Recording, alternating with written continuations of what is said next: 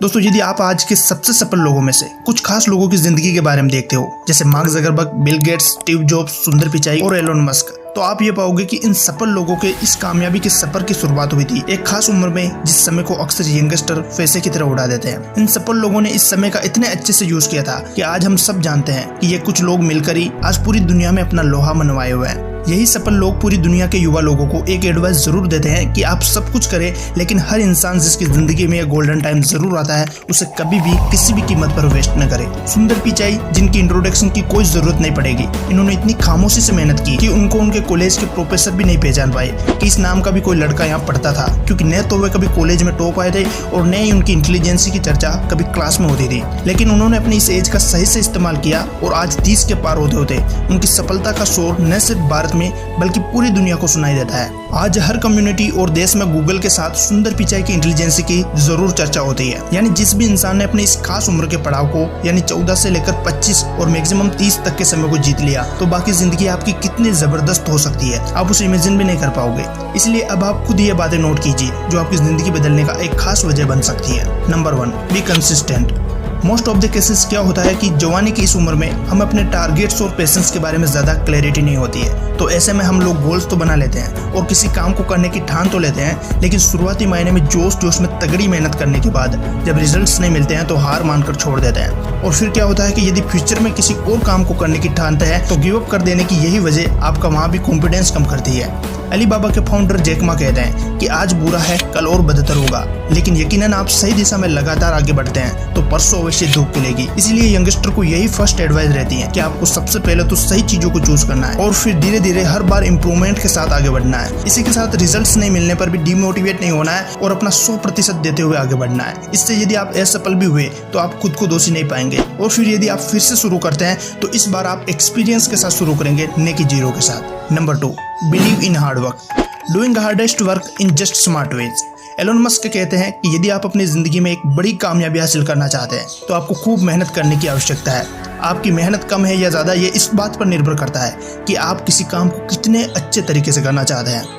दोस्तों, आपको बता दें कि एलोन मस्क और उनके भाई ने जब पहली कंपनी शुरुआत की थी तब उनके पास एक किराए का ऑफिस और एक पुराना लैपटॉप था। वे दिन भर वेबसाइट पर काम करते और रात को कोडिंग किया करते थे। रात को वहीं एक सोफे पर सो जाया करते थे और इस तरह सप्ताह के 7 दिन काम किया करते थे। और इसी तरह की स्टोरी हर उस इंसान की है जिनकी सक्सेस स्टोरीज हमें बहुत लुभाती है। आपके पास इस एज में कोई प्रेशर नहीं होता है। अधिकतर इस समय कॉलेज और स्कूल्स में होते हैं और इस समय का सदुपयोग करके किसी भी टारगेट और स्किल्स पर काम करके आप वह सब कुछ पा सकते हैं जो आप अपनी आगे की जिंदगी में पाने की चाहत रखते हैं। Number 3, take risk. इस एज में आपको फेल हो जाने पर कोई ज्यादा नुकसान नहीं होने वाला होता है। आपके पास पर्याप्त समय होता है, आप फिर से कम बैक कर सकते हैं। एलोन मस्क एक इंटरव्यू में यंगस्टर को एडवाइस देते हैं और कहते हैं कि यंगस्टर के पास, खासकर जो भी ग्रेजुएशन कर रहे हैं या जिसने अपनी ग्रेजुएशन पूरी कर ली होती है, जहां तक करियर की बात है तो उन्हें रिस्क लेने से नहीं डरना चाहिए, क्योंकि इतनी एनर्जी और सामर्थ्य बाकी उम्र के किसी भी पड़ाव में देखने को नहीं मिलता है। 1994 में जेफ बेजोस ने इंटरनेट और ऑनलाइन सर्विसेज के एडवांटेज को भांप लिया था, लेकिन फिर भी उनके सामने बड़ी चुनौतियां थी। एक तो उनकी खुद की गवर्नमेंट जॉब थी और दूसरी उनकी कंपनी में कोई भी इन्वेस्ट करने को तैयार नहीं था। लेकिन फिर भी उन्होंने अपने माता पिता के सपोर्ट और खुद के बलबूते से एक गैराज की शुरुआत की और आज वह गैराज कहां तक पहुंच गया है, कितनी बड़ी कम्युनिटी बन गया है, यह मुझे आपको बताने की जरूरत नहीं पड़ेगी। उन्होंने इस प्लान को सफल बनाने के लिए जॉब से रिजाइन किया और अमेज़न को सफल बनाने में जुट गए। इसलिए इस एज में अपने ड्रीम्स के लिए कभी भी रिस्क लेने से न डरे। या तो आप कुछ नया करेंगे या फिर कुछ नया सीखेंगे जो आपको जीवन भर काम आएगा।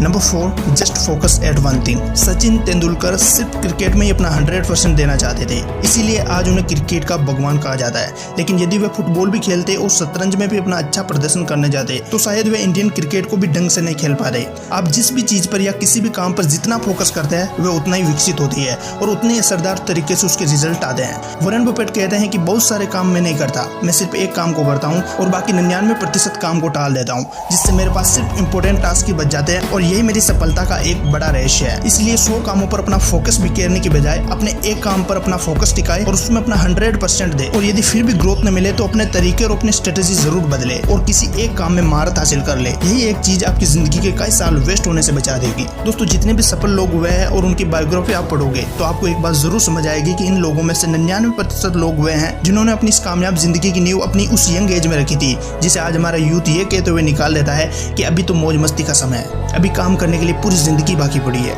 और फिर ऐसे लोग अपार क्षमता के धनी होने के बावजूद एक आम जिंदगी जीते रह जाते हैं। इसलिए यदि आपने ये वीडियो पूरी देखी है तो जरूर आप में बहुत सारा धैर्य और लगन के साथ कंसिस्टेंट होकर काम करने की क्षमता भी मौजूद है। मेरी ओर से तो यही मैसेज होगा कि आप में बहुत सारा पोटेंशियल है, बस जरूरत है तो उसे सही समय पर सही जगह यूज करने का।